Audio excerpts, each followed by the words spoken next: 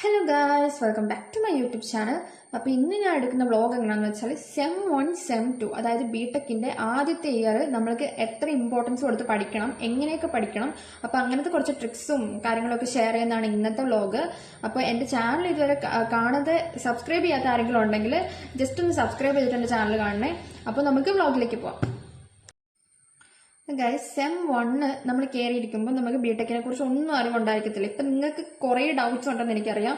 അപ്പോൾ സെം 1 എന്ന് വെച്ചാൽ അപ്പോൾ നമുക്ക് ഒന്നും അറിയാത്തൊരു സമയം, എങ്ങനെ പഠിക്കണം, എന്ത് ചെയ്യണം, അങ്ങനെയൊക്കെ. അപ്പോൾ നമ്മൾ എന്ത് ചെയ്യേണ്ടതെന്ന് വെച്ചാൽ എല്ലാ സബ്ജക്റ്റും ഇപ്പോൾ സെം 1 എനിക്ക് നിങ്ങൾക്ക് 5 സബ്ജക്റ്റ് ആയിരിക്കും ഉണ്ടായിരിക്കുന്നത്. അപ്പോൾ ആ എല്ലാ സബ്ജക്റ്റിനും നിങ്ങളൊരു നോട്ട് കീപ്പ് ചെയ്യാൻ ശ്രദ്ധിക്കണം. അപ്പോൾ എല്ലാം ഇപ്പോൾ കംപ്ലീറ്റ്ലി എഴുതണമെന്ന് ഞാൻ പറയത്തില്ല. അപ്പോൾ മിക്ക കോളേജിലും PDF വെച്ചിട്ടായിരിക്കും പഠിപ്പിക്കുന്നത്. അപ്പോൾ PDF മൊത്തത്തിലിരുന്ന് എഴുതണമെന്ന് ഞാൻ പറയത്തില്ല. അതിൽ ഇമ്പോർട്ടൻറ്റ് സാധനങ്ങൾ ജസ്റ്റ് ഒന്ന് നോട്ട് ചെയ്ത് വെക്കുകയെങ്കിലും ചെയ്യണം. അതാകുമ്പോൾ നമുക്ക് എക്സാമിന് തലേദിവസമോ അങ്ങനെ പഠിക്കുന്നവർ കാണുമല്ലോ. അപ്പോൾ അതിന് മുമ്പത്തെ ദിവസങ്ങളിലൊക്കെ പഠിക്കുമ്പം അത് നമുക്ക് ഭയങ്കര യൂസ്ഫുൾ ആയിരിക്കും. അപ്പോൾ നമ്മൾ വിചാരിക്കും ഇപ്പോൾ കോളേജല്ലേ ഒരു നോട്ട് വെച്ചാൽ പോരെയെന്ന്. അപ്പോൾ ഒരു നോട്ടിൽ എഴുതിയുള്ള പ്രശ്നം എന്താണെന്ന് വെച്ചാൽ നമുക്ക് ഫുൾ കൺഫ്യൂഷൻ ആയിരിക്കും. എക്സാം ടൈമിൽ അതുകൊണ്ട് പ്രത്യേകിച്ച് യൂസ് ഉണ്ടാവുമെന്ന് എനിക്ക് തോന്നുന്നില്ല. അപ്പോൾ നമുക്ക് ആദ്യത്തെ ഒരു സെമ്മിൽ എന്തായാലും നിങ്ങൾ ആ ഒരു എല്ലാ സബ്ജക്റ്റിനും ഒരു സെപ്പറേറ്റ് നോട്ട് കീപ്പ് ചെയ്യുന്നതായിരിക്കും നല്ലത്.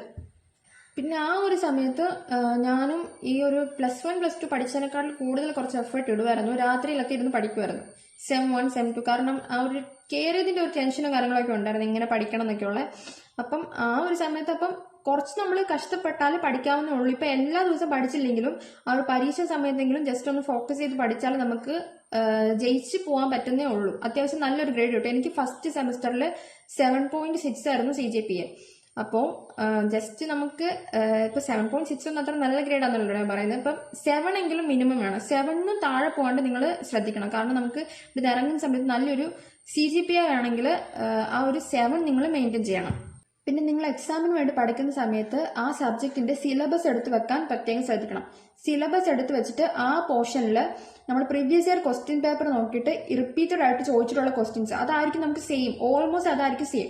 ഇപ്പം ഞാൻ പറയുവാണെങ്കിൽ ഞാൻ എഴുതിയിട്ടുള്ള എല്ലാ എക്സാമിനും പ്രീവിയസ് ഇയർ ക്വസ്റ്റ്യനുമായിട്ടായിരിക്കും സെയിം വരുന്നത്. പിന്നെ അങ്ങനെ വന്നിട്ടില്ലെന്ന് ഞാൻ പറയുന്നില്ല. ചില പേപ്പേഴ്സ് ഉണ്ട് ഇപ്പം പ്രോബ്ലം ആയിരിക്കും കൂടുതലായിട്ട് ആ പേപ്പറിൽ റിപ്പീറ്റ് ആയിട്ട് ചോദിച്ചിട്ടുള്ളത്. അങ്ങനെ ഡെക്ക് ഒരു പ്രാവശ്യം അത് ഫുള്ള് തിയറി പേപ്പർ ആയിട്ട് ചോദിച്ചിട്ടുണ്ട്. അപ്പം അങ്ങനത്തെ കേസൊക്കെ വരാം, പക്ഷെ അത് വളരെ റെയർ ആണ്. അതുകൊണ്ട് നിങ്ങൾ previous year question paper refer ചെയ്യാൻ പ്രത്യേകം ശ്രദ്ധിക്കണം. പിന്നെ സിലബസിന്റെ അകത്ത് തന്നിരിക്കുന്ന സാമ്പിൾ ക്വസ്റ്റ്യൻ പേപ്പർ അത് വളരെ ഇമ്പോർട്ടന്റ് ആണ്. സിലബസിന്റെ അകത്ത് തന്നിരിക്കുന്ന സാമ്പിൾ ക്വസ്റ്റ്യൻ പേപ്പർ നിങ്ങൾ റെഫർ ചെയ്തിട്ട് വേണം ഒരു എക്സാം എഴുതാൻ പോകാൻ. പിന്നെ കോർ സബ്ജക്ട്സിന് ഇമ്പോർട്ടൻസ് കൊടുക്കാൻ ശ്രദ്ധിക്കണം. കോർ സബ്ജക്ട്സ് എന്താണെന്ന് വെച്ചാൽ ഇപ്പോൾ ഇലക്ട്രോണിക്സ് ആൻഡ് കമ്മ്യൂണിക്കേഷൻ ഞാൻ എടുത്തേക്കുന്നത്. അപ്പോൾ അതിനകത്ത് കോർ സബ്ജക്ട് ഇപ്പോൾ കൺട്രോൾ സിസ്റ്റം, സിഗ്നൽ, അങ്ങനത്തെ കുറച്ച് കോർ സബ്ജക്ട്സ് ഉണ്ട്. ഇപ്പോൾ സെം 1 സെം 2 ഞങ്ങൾക്ക് സെയിം ആയിരുന്നു. അതുകൊണ്ട് പുതിയ പിള്ളേരുടെ കാര്യം എനിക്ക് അറിയത്തില്ല. ഇപ്പോൾ സെം 1 സെം 2 നിങ്ങൾ എടുക്കുന്ന സമയത്ത് നിങ്ങൾക്ക് മാത്സിന് ഇമ്പോർട്ടൻസ് കൊടുക്കുന്നതായിരിക്കും നല്ലത്. കാരണം കൂടുതൽ സപ്ലി കണ്ടുവരുന്ന മാത്സിന്. അപ്പോൾ അതിന് ഇമ്പോർട്ടൻസ് കൊടുത്ത് പഠിക്കാൻ ശ്രദ്ധിക്കണം. നിങ്ങൾക്ക് പാടായിട്ടുള്ള സബ്ജക്റ്റിന് ഇമ്പോർട്ടൻസ് കൊടുത്ത് അതിന്റെ യൂട്യൂബ് ചാനൽ റെഫർ ചെയ്ത് പഠിക്കാൻ ശ്രദ്ധിക്കണം. അപ്പോൾ നിങ്ങൾക്ക് കുറച്ചുകൂടെ എളുപ്പമാവുന്നതായിരിക്കും.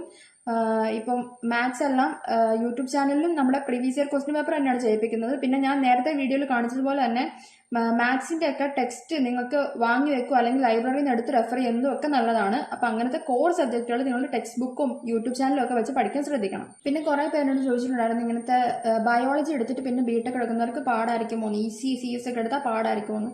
അപ്പം ബയോളജി എടുത്തവർ CS എടുത്താൽ അത് എത്രത്തോളം ഈസി ആവുമായിരിക്കും എന്ന് എനിക്ക് തോന്നുന്നില്ല. കാരണം ഇത് ഫുൾ കോഡിംഗ് ആണ്. അപ്പം നിങ്ങൾക്ക് CS എടുത്താൽ എത്രത്തോളം ഈസി ആവുമെന്ന് എനിക്കറിയത്തില്ല. ഈസിയുടെ കാര്യം പറയുവാണെങ്കിൽ ഞങ്ങൾക്ക് ഒരു കോഡിംഗ് പേപ്പർ പ്രോഗ്രാമിംഗ് ഒരു പേപ്പർ ഉള്ളായിരുന്നു, C പ്രോഗ്രാമിംഗ്. അപ്പം ആ ഒരു സബ്ജക്റ്റ് നിങ്ങൾ ജസ്റ്റ് ഒന്ന് എഫേർട്ട് ഇട്ട് പഠിച്ചാൽ ജയിച്ച് പോകാവുന്നേ ഉള്ളൂ. ഇപ്പോൾ ബയോളജി എടുത്തവർക്കും ബയോളജി എടുത്ത എത്ര പേര് ആ C പ്രോഗ്രാമിംഗ് ഒക്കെ ജയിച്ചിട്ടുണ്ട്.